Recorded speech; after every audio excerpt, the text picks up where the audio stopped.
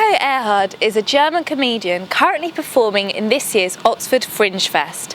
Described by the Edinburgh Guide as a stand-up genius, I'm here with the man himself to talk comedy, performance and all things German. Now, Hi. Paco, hi. Starting with the G word. No pressure there. Well, I'm actually going to start with a more basic question. Exactly how hard is it being a stand-up comedian? How I would, it really depends. You're with an audience, you have to win them over. They don't know you yet, so you have to sort of very quickly convey who you are and where you're coming from, so that they know, okay, that's what we're in for. So now we can relax and laugh just like your friends would, basically. Yes. Now you've said, this is quoting you. In August of 2001, I quit university and said farewell to the life that loomed ahead. Trying to find joy sitting in offices and saying yes boss every day. I love that. And then you go on to say, I had everything to lose and I was never so scared in my life. Now I'm taking this to mean your decision to leave Germany and go into comedy.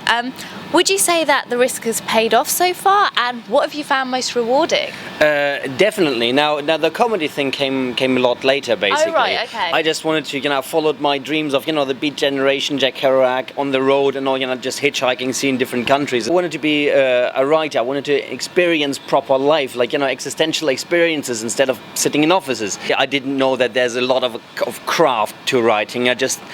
In Germany, at least back then, there was a bit of that, that genius cult, sort of like, a writer. You're born as a writer, you must be a writer, and then you jot something down in a night full of red wine and inspiration, and then the next day it's on paper and it's perfect. Yeah. That's bullshit. I remembered when I was 17 and lived in America for a year, and I loved stand-up, and I hadn't known that before. I just loved it on TV, and it's always a tiny thing at the back of my mind, thinking I could try and do that sometime, but something that you think, you flirt with it in your head, but you never even get close to doing it.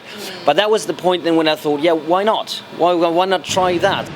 A lot of your material is based upon national identity, and you particularly play up your own German origins. I'm mad at that, but not so much anymore. No. Well, your sketch, I've got here a 5-step guide to being German. I did watch that. Yeah.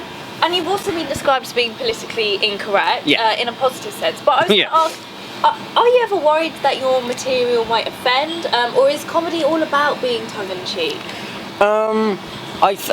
You don't want to offend the right people. Like, there's some people, like, for example, I do, like, in 5-Step Guide to Being German, I talk about the topic of how it is for a young German to grow up being taught about the Holocaust, because we face that a lot, and you get brought up basically like feeling guilty for something you can't change anymore. However, when it gets to the point where you go, shouldn't address this at all, let's not talk about race and racial problems, because because it exists, like there's like some differences exist, and some there's problems in society. Racism exists, so let's talk about it. Like, if we don't address it, it can just play around unnoticed. But let's talk about that stuff. Well, you've actually performed in Germany itself. Just recently. Well as Australia, the UK and Ireland, so recently, so how would you compare your reception over there compared to here? Comedically, so to speak, grew up in Britain. I started doing comedy in German last year. Now, I just did, like, in a very renowned theatre in Germany, I did my big premiere, and it's weird, because you can't just translate, because you're dealing with different perceptions, different expectations, different knowledge as well. I mean, I don't have to tell Germans that we don't all wear lederhosen in Germany. They know that. I didn't know that. So aside from your own personal story and your own kind of German origins, where else and who else do you get your inspiration from? My first show, 5-Step Guide to Being German, was very much, me trying to set the record straight.